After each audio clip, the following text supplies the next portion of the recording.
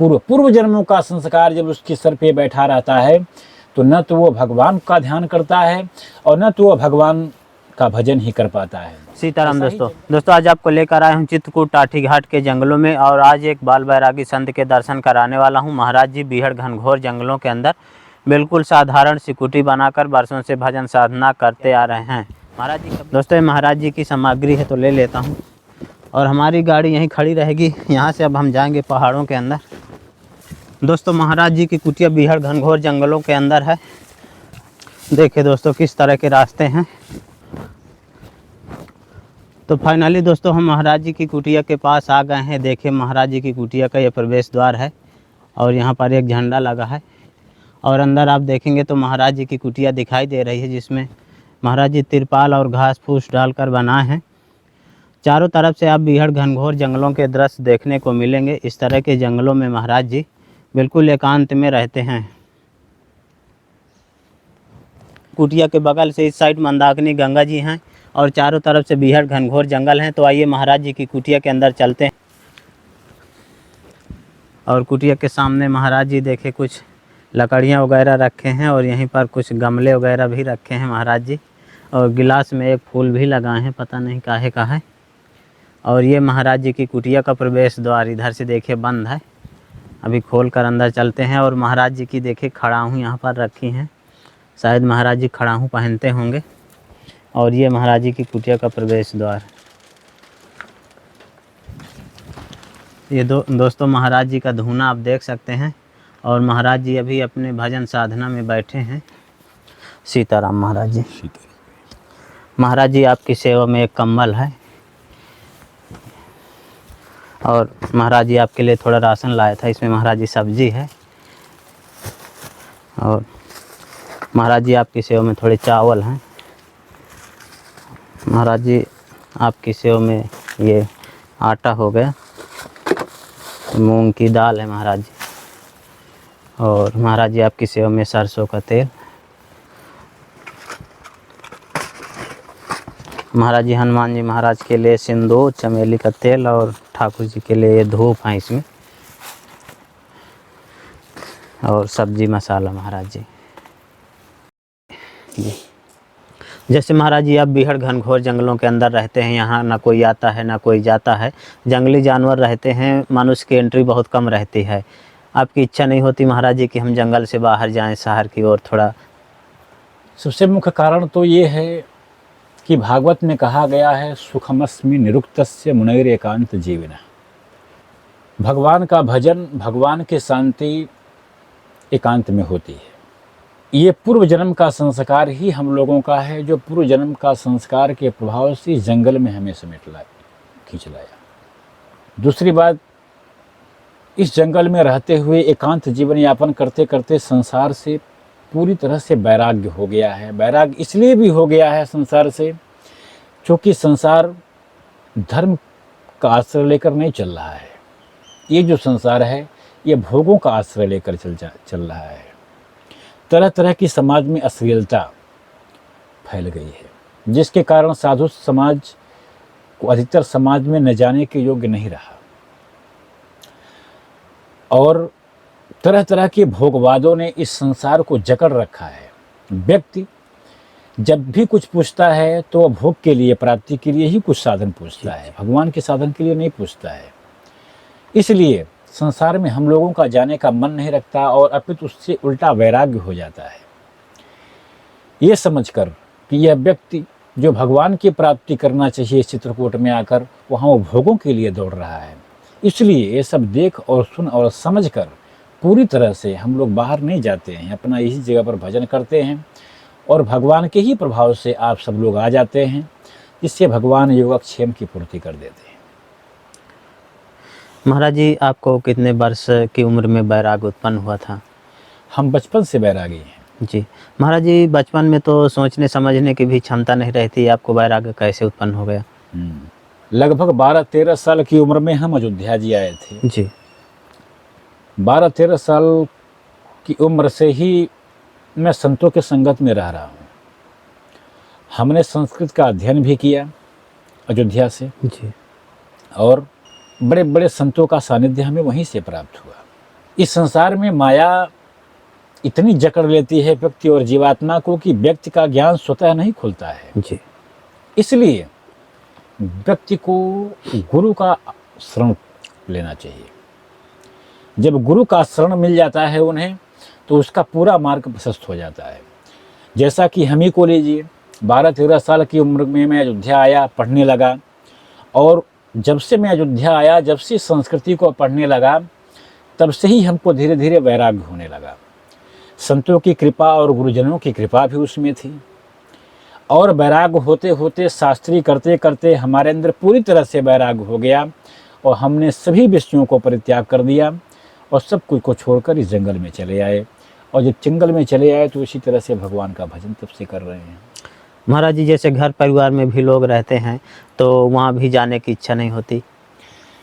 घर परिवार में भी लोग हैं, भाई बंधु माता पिता सब लोग हैं, पर हमारा एकमात्र लोगों को निर्देश ये रहता है कि ज़्यादा से ज़्यादा आप सब लोग भजन कीजिए। क्योंकि हम घर जाएं या आप हमारे पास आवें, इससे न तो हमारा कल्याण होगा न तो आपका कल्याण होगा। जी। कल्याण तो उसी में है कि हम जहाँ रहें वहाँ भगवान का भजन करें। आप घर में रहें तो सीताराम सीताराम का जप कीजिए, हम जंगल में हैं तो भगवान सीताराम का जप करते हैं, और इस तरह से आपका भी कल्याण हो जाएगा, हमारा भी कल्याण हो जाएगा। हम यही दिशा निर्देश हमेशा अपने घर वालों को देते रहते हैं, और लोग ऐसा करते भी हैं, लोग भजन करते भी हैं। हमें सुनने में मिलता है, हम कभी घर नहीं जाते, हमें घर गए 20-25 साल हो गए, पर सुनने में आता है कि लोग घर के लोग भजन करते हैं। इससे मुझे शांति मिलती है। महाराज जी, ठाकुर जी अपने भक्तों की परीक्षा भी लिया करते हैं। बिल्कुल। कभी आपके साथ ऐसा कुछ हुआ महाराज जी? परीक्षा ही तो है। कभी 10-20 दिन तक हम लोग के पास कुछ खाने पीने के लिए नहीं रहता, तो ये भगवान की परीक्षा ही तो है। खाली पानी पी कर रह जाते हैं। भगवान ऐसे ऐसे ही कष्टों को देकर सोचते हैं कि हमारा भक्त क्या कर रहा है, भजन कर सकता है दुख पाके कि नहीं कर सकता है। तो भगवान इसी तरह से, कभी कुछ भी नहीं है, महीने महीनों तक हम लोग जल पीकर अपना जीवन गुजार लेते हैं, पर भगवान का अविस्मरण नहीं होता है, भगवान का ध्यान नित्य बना रहता है। तो भगवान छोटी मोटी परीक्षाएं भगवान लेते रहते हैं, पर भगवान का जो भक्त होता है वह परीक्षा में कभी बाधित नहीं होता, कितनी भी बड़ी परीक्षा हो जाए। जैसा कि आप देख सकते हैं, प्रहलाद जी का उदाहरण आप ले सकते हैं, और ध्रुव का उदाहरण आप ले सकते हैं। तो आज हम लोगों के साथ भी ठीक ऐसा ही है। भगवान परीक्षाएं लेते हैं, बहुत से कष्ट हम लोगों के जीवन में आते हैं जंगल में, क्योंकि जंगल में दूसरा नाम ही है कष्ट, जंगल का दूसरा नाम ही है कष्ट। इसीलिए हम जंगल में आते हैं, और जंगल से में अगर दुख से घबरा कर हम भाग जाएंगे तो फिर हम परीक्षाएं भगवान के पास नहीं हुए, हमारा कल्याण नहीं होगा। तो बस इसी तरह भगवान की परीक्षाएं चलती रहती हैं, हम लोग देते रहते हैं और भगवान का भजन करते रहते हैं। जन्म जन्म मुनि जतन कराहीं, अंत राम कहीं आवत नहीं। अर्थात उनके मुख से अंतिम समय में राम शब्द नहीं निकलता है। कारण है कि जब व्यक्ति के पूर्व संस्कारों का पाप उसके सर पे बैठा रहता है, पूर्व जन्मों का संस्कार जब उसके सर पे बैठा रहता है, तो न तो वो भगवान का ध्यान करता है और न तो वो भगवान का भजन ही कर पाता है। ऐसा ही जंगल में बहुत सारे लोग होते हैं जो नाम और बाना तो साधु का बना लेते हैं, पर वो न तो भजन करते हैं न भगवान का ध्यान करते हैं। तो उनको साधु बनकर भी उनका कल्याण कहाँ है, उनको कल्याण नहीं है। क्यों? क्योंकि इसलिए कि पूर्व संस्कारों के द्वारा उनका आज वर्तमान संस्कार ग्रसित है, जिसके कारण वो भगवान का ध्यान नहीं कर पाते हैं, और उनके मुख से अंतिम समय भगवान का नाम भी नहीं आता। जब ठीक और स्वस्थ शरीर से भगवान का नाम नहीं लेंगे तो अंतिम में वृद्धा शरीर से कहाँ से भगवान का नाम निकलेगा?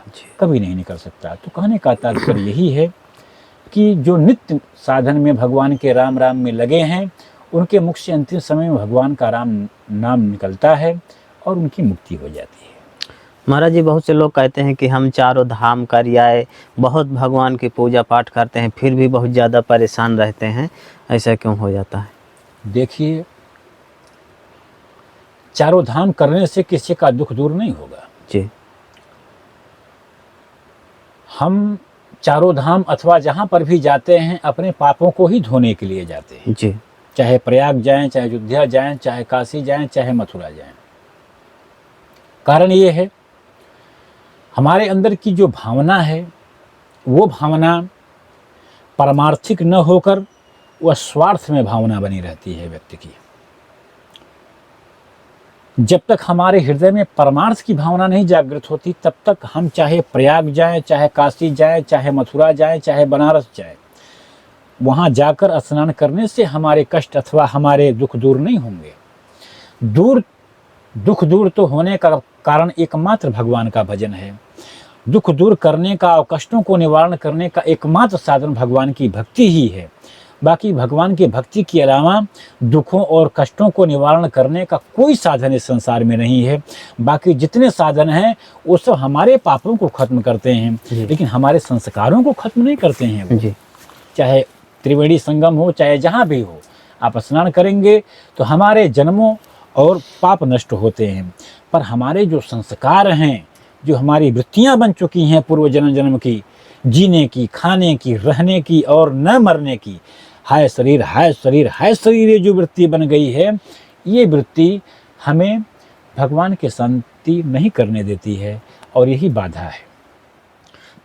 जो पूर्व जन्म के संस्कार हैं, जो जीव लेकर इस संसार में आया है, एक जन्मों का नहीं, कई जन्मों का, अनेक जन्मों का संस्कार लेकर जो जागृत हुआ, तो चाहे उसका पुण्य का संस्कार हो अथवा पाप का संस्कार हो, एक बात खूब अच्छी तरह से और ये सोचने की है कि जब वो व्यक्ति संसार में आता है तो अपने उन पापों और पुण्यों को सबको खत्म कर सकता है, क्योंकि यह मनुष्य शरीर ही एक ऐसा शरीर है जिसके द्वारा हम अपने परमार्थ अथवा मुक्ति साधन अथवा भक्ति को प्राप्त कर सकते हैं। जब हम संसार की भोगों से वैराग्य लेकर पूरी तरह से भगवान के होकर भगवान की शरणागति में चल जाते हैं तो भगवान अपने उस भक्त का कहते हैं कि सकृदेव प्रपन्नाय तवास्मीत चयाचते। भगवान के सामने जब भक्त अपने हाथ को जोड़कर पूरी तरह से भगवान के शरण में चला जाता है तो अभयम सर्वभूतेभ्यो, भगवान क्या करते हैं, अपने भक्त को सभी भूतों से अभय प्रदान कर देते हैं। अर्थात उसका संस्कार, जो पाप है, जो पुण्य है, वो सब खत्म हो जाते हैं। न पाप रह जाते हैं, न पुण्य ही रह जाते हैं, वो दोनों खत्म हो जाते हैं।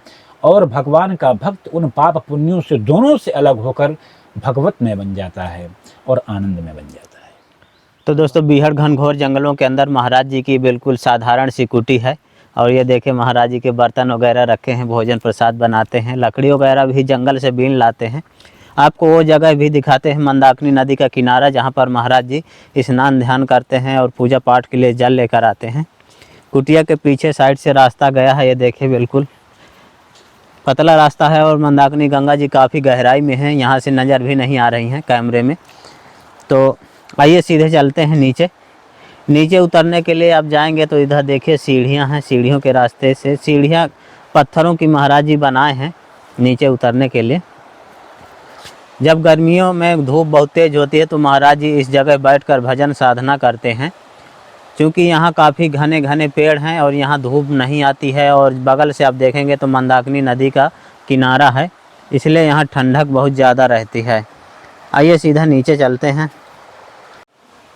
तो दोस्तों, महाराज जी की कुटिया ऊंचाई में है और वहाँ से उतरकर हम यहाँ मंदाकिनी गंगा जी के किनारे आ गए हैं। यही वो जगह है जहाँ पर महाराज जी स्नान ध्यान करने के लिए आते हैं और जल ले जाते हैं पीने के लिए। देखिए कितना स्वच्छ और निर्मल जल बह रहा है पहाड़ों के अंदर से, और चारों तरफ से आपकी जहाँ भी दृष्टि जाएगी बीहड़ घनघोर जंगलों के ही दृश्य देखने को मिलेंगे। बिल्कुल एकांत में महाराज जी रहकर भजन साधना करते हैं, यहाँ कोई आता जाता भी नहीं है। काफ़ी डरावनी और खूंखार जगह है, यहाँ जंगली जानवर भी खूब घूमते हैं, हालांकि दिन में छिपे रहते हैं, रात में बाहर निकलते हैं।